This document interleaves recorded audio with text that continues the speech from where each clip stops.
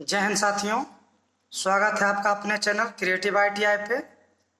साथियों, आज हम बात करेंगे RRB के बारे में, रेलवे रिक्रूटमेंट बोर्ड के बारे में, जिसमें कि मुख्यतः अभी 2 वैकेंसियाँ आई हुई है। NTPC ग्रेजुएट लेवल और NTPC नॉन ग्रेजुएट लेवल का 2 वैकेंसी आया हुआ है। पहले ये वैकेंसी दोनों एक साथ आता था, लेकिन इस बार दोनों वैकेंसी ग्रेजुएट लेवल और 12th लेवल का दोनों अलग अलग वैकेंसी आया है। जिसमें कौन कौन अप्लाई कर सकते हैं? जिनके पास 2 डिग्रियां हैं, ITI और ग्रेजुएशन एक साथ है, या फिर ITI और इंटर दोनों एक साथ जिनके पास डिग्री है, तो वो क्या करेंगे? फॉर्म अप्लाई करेंगे या नहीं करेंगे? अगर करेंगे तो कैसे करेंगे? इन सभी के बारे में डिटेल से जानकारी देंगे।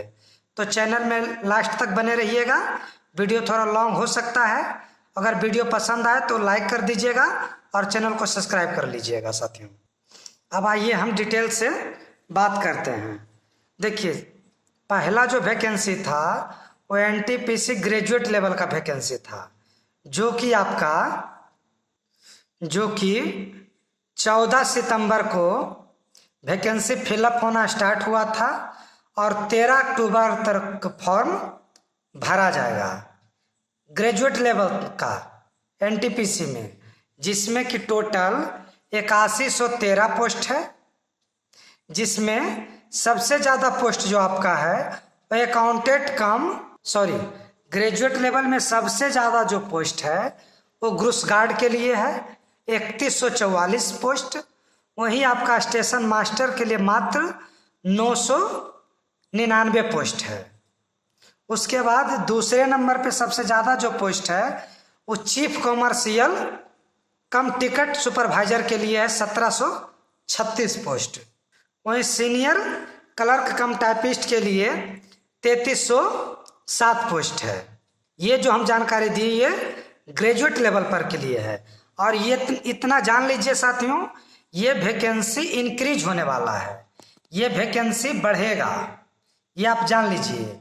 ये 8000 वैकेंसी आगे चल के आपको 18000 होने वाला है, इतना आप जान लीजिए। तो जो भी साथी हैं फॉर्म जरूर भरिएगा।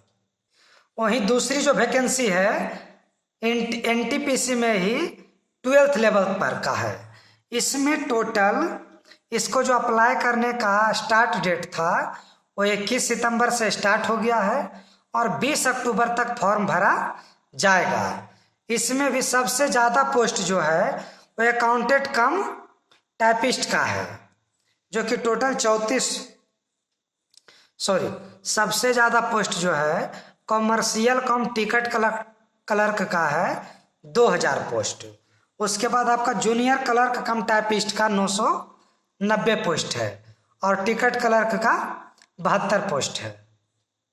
इन सभी का क्या काम है, किस पोस्ट पे सिलेक्शन होगा, तो क्या कार्य करना पड़ेगा, कैसे करना पड़ेगा, क्या इसका पेमेंट है, क्या वेतन है, क्या भत्ता है, क्या अलाउंस है, इस सब के बारे में हम बाद में दूसरे वीडियो में डिटेल से डिस्कशन करेंगे। तो आप जान लीजिए, ग्रेजुएट लेवल पर आपको टोटल 8113 पोस्ट है और 12th लेवल पर आपको 3445 पोस्ट है। जो कि आपका 12th लेवल पर जो वैकेंसी है वो भी बढ़ेगा, लगभग वो भी 10,000 होने की संभावना है। तो आप लोग फॉर्म जरूर अप्लाई कीजिएगा। अब जो दिक्कत आप लोग के साथ आ रहा है उसके बारे में अभी फिलहाल चर्चा करेंगे कि अगर एक साथ 2 डिग्री लिए हुए हैं, अगर एक ही सेशन में 2 डिग्री लिए हुए हैं तो क्या करना है। देखिए, जैसे आप YouTube देखते हैं, हम भी YouTube पे गए, बहुत सारे टीचर का भी देखे कि लोग क्या कर रहे हैं। तो इससे एक निष्कर्ष निकला कि जितने टीचर हैं, मतलब कुछ तो कह रहे हैं कि नहीं भरना चाहिए, कुछ बोल रहे हैं कि नहीं भरिए, कुछ कह रहे हैं कि थोड़ा रिस्क लीजिए, कुछ टीचर कह रहे हैं कि नहीं, डिजी लॉकर का बात है ना, तो डिजी लॉकर में आप अभी नहीं डालिएगा। जब DV कराना होगा तो इस टाइम जिसका DV कराइएगा उसका डॉक्यूमेंट अपलोड करके दिखा दीजिएगा, फिर जिसका नहीं कराना रहेगा उसको हटा दीजिएगा। ठीक है, उनका कहना सही है, उनके व्यू से सही है, लेकिन आप जो लोग आप फॉर्म भरिएगा एक बार थोड़ा अपने व्यू से सोचिएगा, और जो हम कह रहे हैं इसको थोड़ा सोच के देखिएगा, फिर आपको जो लगे आप वो काम कर लीजिएगा।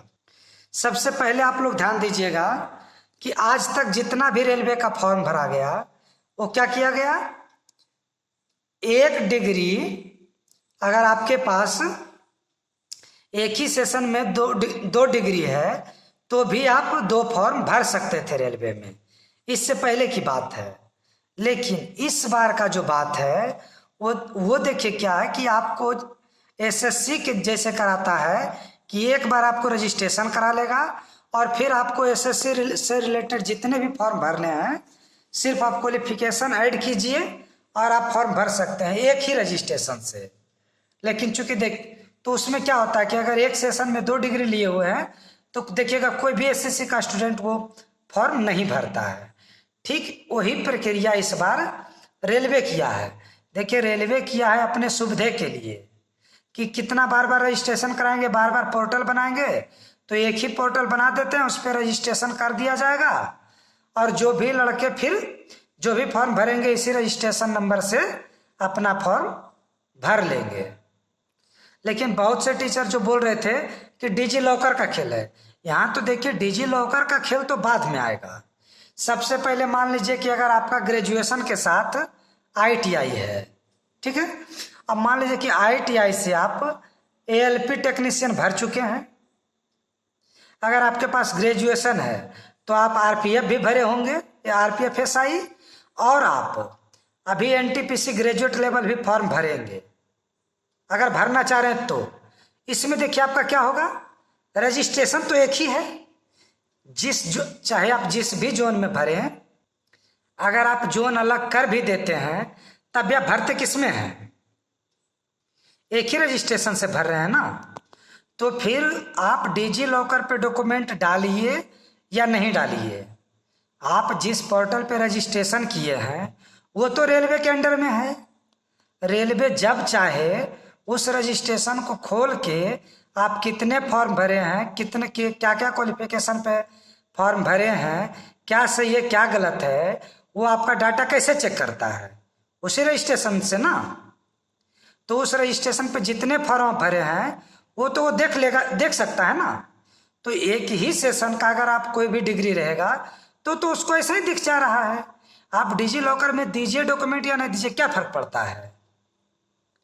इसी तरह से बहुत सारे साथी जो कि ITI और 12th एक साथ कर लिए हैं, तो वो भी अगर वो ALP टेक्नीशियन का डाले हैं तो ना ही वो NTPC 12th लेवल पर डालेंगे और ना ही वो NTPC ग्रेजुएट लेवल पर डालेंगे, क्योंकि 12th के बाद फिर ग्रेजुएशन भी किए होंगे तो दोनों नहीं डालेंगे, क्योंकि आपको मैट्रिक के बाद इंटर डालना पड़ेगा और इंटर के बाद फिर ग्रेजुएशन डालना पड़ेगा, और दोनों आपका ITI और 12th दोनों मैच कर जाएगा, तो इससे भी आपको आगे चल के दिक्कत हो जाएगा। तो जहाँ तक हमारा जो सुझाव लगता है कि आपका एक ही रजिस्ट्रेशन है और एक ही रजिस्ट्रेशन से टोटल फॉर्म भर रहे हैं, इसलिए आप कोई एक फॉर्म भरें और दूसरा फॉर्म आप अवॉइड करने की कोशिश करें। बस यही जानकारी आप लोग के साथ साझा करना था साथियों। Thank you.